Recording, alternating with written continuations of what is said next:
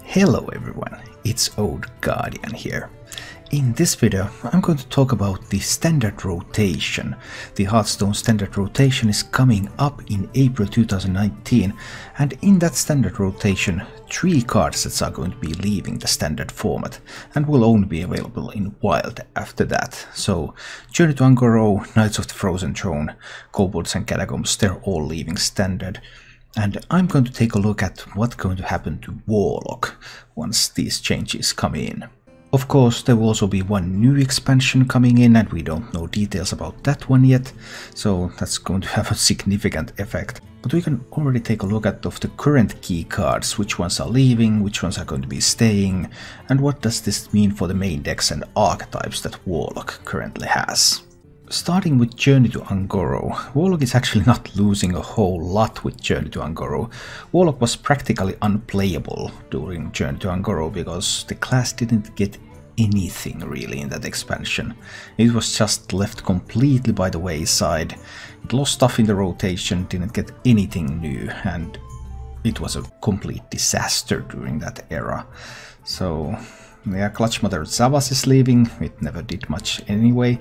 Bloodbloom is leaving, and that is a card that is used in the current Mecha'thun Warlock combo, so in that sense it's a significant card, even though it only rose to power much later than it was introduced. Ravenous Pterodax and Devilsaur Egg are also leaving. I actually built a budget zoo deck back in Journey to Un'Goro days using these 2 cards, and they have seen occasional play in some kind of Grim Rally zoo decks more recently, especially the Devilsaur Egg, less so with the Pterodax. But a whole lot of power is going away with Journey to Un'Goro. However, it is the next 2 expansions that shaped what Warlock would look like for, well, up to this point. Knights of the Frozen Throne. Bloodriver Gul'dan finally gave Warlock some healing, because Control Warlock was completely unplayable in Un'Goro because it couldn't heal itself in any way, so it was just always dying. But Gul'dan changed that. Defile gave Warlock a powerful board clear, Despicable Dreadlord gave a powerful anti-token card, Gnome Ferrado, well, you can debate how strong it is, but it is some form of combo disruption and fatigue advantage, and Skulking Geist is a powerful deck card. And all of these are on their way out of standard format, so this one hits Warlock pretty hard. But not as hard as this one, Kobolds and Catacombs. Practically the whole Warlock set of Kobolds and Catacombs is great. Rin, Skull of the Man'ari, Voidlord, Librarian, Spellstone, Hooked Reaver. There's also Darkpact that couldn't even fit into this slide. That's like defining what Warlock is. This has been defining what Warlock is for more than a year now. And all of this will be gone. That's huge. And then we're kind of scrambling to find something that remains. Witchwood wasn't a particularly strong expansion for Warlock. It did give Warlock Lord Godfrey, and Lord Godfrey is of course a very powerful card. But other than that, there's like Voodoo Doll, and there's Mossy Horror that will be staying. Those are neutrals anyway. Curse of Weakness. Curse of Weakness never really found any spot for itself, but maybe you can use Curse of Weakness Mossy Horror. I don't think you can, but who knows? And then there's Glinda. Glinda Crowskin has been kind of a meme style legendary card, but it has seen play with some giants occasionally and things like this, and sometimes when they work, they do work. So Glinda is one of the cards that I have higher hopes among the remaining Warlock set, and that maybe also tells a lot about the remaining Warlock set. Boomsday Project was not a big expansion for Warlock either. It's just that Frozen Throne, Kobolds and Catacombs, they really defined Warlock, so it has not been getting much since. Solarium, yeah, okay, zoo style decks, I see. Demonic Project, there's some combo disruption, some potential. Doubling Imp, Soul Infusion, more of this kind of copy mechanics, zoo style mechanics. There's a little bit of support for that here. And then there's Rastakhan's Rumble, which also didn't give Warlock a whole lot. Well, Grim Rally, and of the neutral cards there's a Scarabeg, so there's a little bit of that token zoo style support there. And then there is Shriek and Soul Warden. Soul Warden is a very powerful card. Battlecry, add 3 random cards you discarded this game to your hand. So if there is some kind of way to build on the discard mechanics and maybe go for some kind of mid-range approach, because you can't take a control approach if you can't heal. But of course maybe there's a way to heal. Perhaps, who knows? And these might be some kind of tools to use. But overall, it's really slim pickings. Looking at the past 6 expansions, there's 2 expansions, Knights of the Frozen Throne, Kobolds and Catacombs, and the majority of what we think of as Warlock right now comes from those 2 expansions. Going into the actual Warlock archetypes that are seeing play right now and what are they going to lose, well, even Warlock loses almost everything.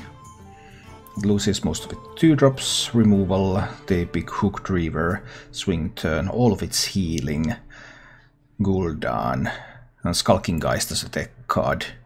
It just loses so much. On a positive note, even Warlock still has the 1-mana hero power, because Genn is not leaving. It still has the Twilight Drake, which benefits from having lots of cards in hand. And it still has Mountain Giant, which benefits from having lots of cards in hand, and which can potentially be played as early as turn 3, thanks to that enhanced hero power. So that kind of the core of the deck, the main reason to play the deck in the first place, remains. It's just uncertain whether there can be so many support cards that could be found to fill all the rest of the deck, but the core is still there. I'm not giving up on even Warlock, not just yet. Then there's Zoolock, and there are multiple types of Zoolock, and the most popular and the best version right now is the Healed Zoo. Healed Zoo runs Prince Kelazet, there's Fungal Enchanter, Happy Ghoul is a big swing card for the deck. And yeah, this particular type of Zoo deck, this is dead, because you lose those heal synergies, you lose the Kelazet. There's just nothing left in this particular style. But that does not mean that Zoo is dead. Zoo can never die. As long as there's the Warlock hero power, you can just keep tapping that and drawing more cards. What's there not to like? And if you look at the current egg variant of Zoo, which is more focused on these Grim Rallies and various eggs and making tokens and juggling and direwolf alphaing, then this type of Zoo deck doesn't lose all that much.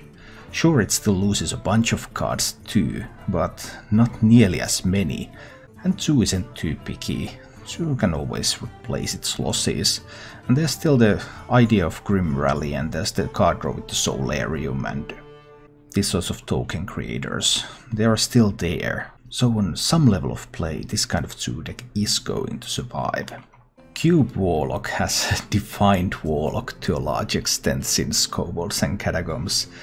But now, Skull is going, Lackey is going, Cubes are going. Yeah, Cube Warlock, the whole idea is completely dead. There is nothing left of Cube Warlock. But if there's nothing left of Cube Warlock, then what about a Control Warlock build then? Well, I took this list. This is a bit more mid-range style list with these discard synergies.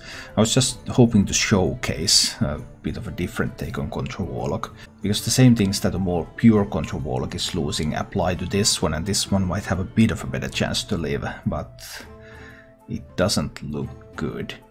Control Warlock as a control deck, you need to have removal, you need to have disruption tools, you need to have healing.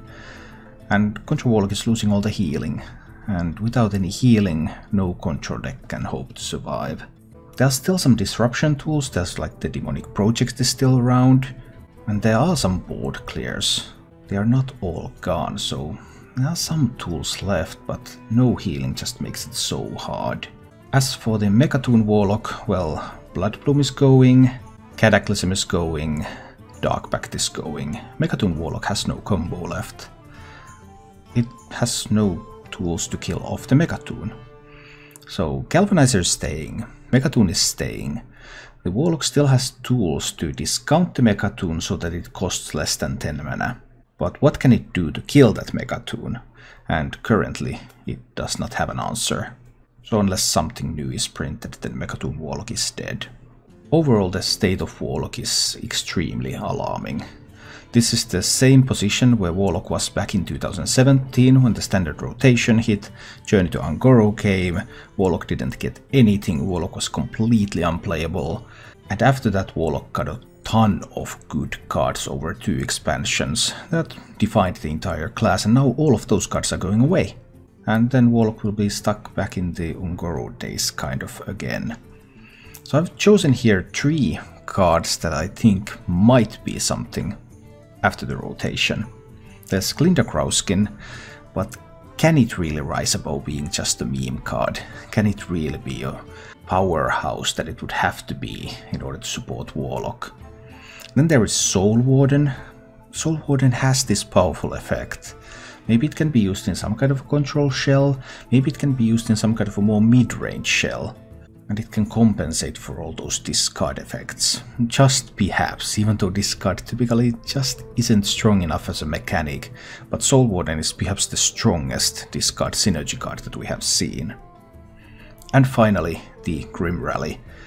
The Zoo style, the old school token Zoo style. It has received a little bit of support during 2018, so it has not been completely abandoned. And if it gets a little bit more in the next expansion, it's probably the easiest Warlock archetype to build and have survive. In fact, it probably already has the tools to be some kind of a tier 2 deck. But whether it can be really good depends on the next expansion.